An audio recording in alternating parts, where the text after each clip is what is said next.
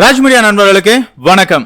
நம்மளோட big pass நிகழ்ச்சியை பொறுத்தவரை இன்னைக்கான முதல் ப்ரோமோல ஒரு சண்டை வர மாதிரி காட்டியிருந்தாங்க. இப்போ லைவ் ஸ்ட்ரீம்ல பார்த்தோம் அப்படின்னா அந்த சண்டை எல்லாம் ஓரளவு நடந்து முடிஞ்சிருச்சு. உண்மையை சொல்லணும் அப்படின்னு பார்த்தோம்னா இந்த சண்டைக்கு காரணம் பிக் பாஸ் தாங்க.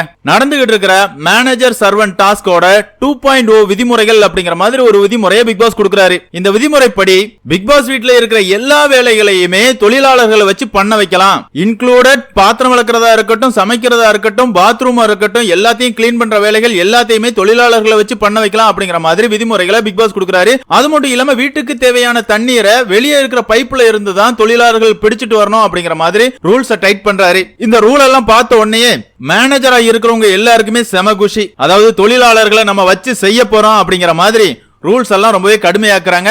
அது மட்டும் இல்லாம தொழிலாளர்களுக்கு எந்த ஒரு சுதந்திரமும் கொடுக்க கூடாது, வேலை செய்யாத நேரம் விடுதியில மட்டும் தான் இருக்கணும் அப்படிங்கிற மாதிரி கடுமையான ரூல்ஸ் எல்லாம் கொண்டு வர்றாங்க. இதுக்கிடையிலேயே நம்மளோட முத்துக்குமரனை பொறுத்தளவுல வெளியேயும் இதே மாதிரி நிறைய தொழிலாளர்கள் வந்து கஷ்டப்படுத்தப்பட்டு இருக்காங்க. வேலை செய்யறவங்களை அடிமைகளா நடத்துறாங்க. அவங்க இடத்துலதான் நம்ம இருக்கோம், நம்மளும் அவங்கள மாதிரி அடிமை வேலை செய்ய போறோமா இல்லனா நம்மளோட உரிமைக்காக போராட போறோமா அப்படிங்கிற மாதிரி தொழிலாளர்களும் சேர்ந்து ஆலோசனை பண்ணி வச்சிருக்காங்க.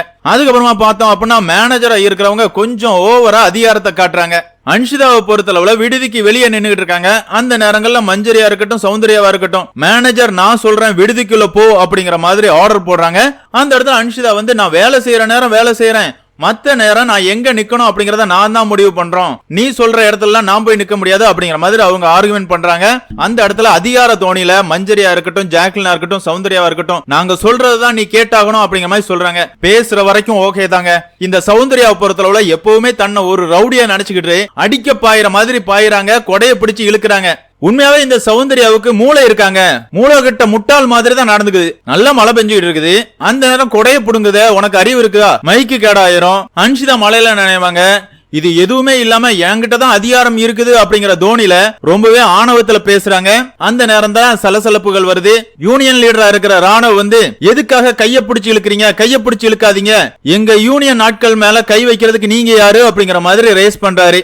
அந்த இடத்துல இதெல்லாம் பாத்துக்கிட்டு இருக்கிற சத்யாவா இருக்கட்டும், ரயானா இருக்கட்டும், எல்லாருமே காண்டாயிடுறாங்க. தொழிலாளர்களை நடத்துங்க, அடிமைகளை நடத்தாங்க அப்படிங்கிற மாதிரி அவங்களும் ரேஸ் பண்ணிட்டு இருக்காங்க. உண்மையாவே இந்த இடத்துல சௌந்தர்யா நடந்துகிட்டது கேவலத்தின் உச்சகட்டம் அப்படின்னு சொல்லலாம். அதாவது சௌந்தர்யாவோட உண்மையான குணம் வெளியே வருது. நான் தான் உயர்ந்த இடத்துல இருக்கிறேன், நீ எல்லாம் யாரு அப்படிங்கிற மாதிரி ஒரு ஆணவத்தில் ஆடிட்டு இருக்காங்க. உண்மையாவே இந்த பிக் பாஸ் வீட்ல அருணா இருக்கட்டும், சௌந்தர்யாவா இருக்கட்டும், ரெண்டு பேருக்குமே ஒரே கேரக்டர் தான். முத்து மேல பொறாம வர்றதுக்கு காரணமும் அதுதான். அதாவது இவங்க எல்லாமே ஒரு ஹீரோயின் மெட்டீரியல். முத்துக்குமரன் வந்து வெறும் ஒரு பேச்சாளர், அவனுக்கு எதுக்காக இவ்வளவு ரசிகர்கள் இருக்காங்க, அவனுக்கு எதுக்கு கைத்தட்டல் வருது அப்படிங்கிற பொறாமையில தான் எப்பவுமே முத்துக்குமரனை டார்கெட் பண்ணிட்டு இருக்காங்க.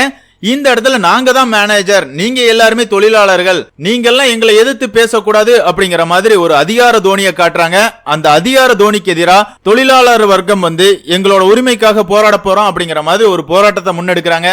இதுதான் பிரச்சனை அப்படின்னே சொல்லலாம். உண்மையாவே இந்த பிரச்சனைக்கு காரணம் சௌந்தர்யா தான், சௌந்தர்யாவோட ஆணவம் அப்படின்னே சொல்லலாம். உண்மையாவே சௌந்தர்யாவை பொறுத்தளவுல இதே மாதிரி கேவலமான வேலைகளை பல இடங்கள்ல பண்ணிக்கிட்டு இருக்காங்க. இந்த டாஸ்க்னு கிடையாதுங்க, எந்த டாஸ்கா இருந்தாலும் நான் பேசுறதுதான் சரி, நீ எல்லாம் ஒரு ஆளா அப்படிங்கிற மாதிரி மத்தவங்களை கேலி கிண்டல் பண்றதா இருக்கட்டும், மார்க் பண்றதா இருக்கட்டும், அதுதான் அவங்களோட முழு நேர வேலையா இருந்துட்டு இருக்கு.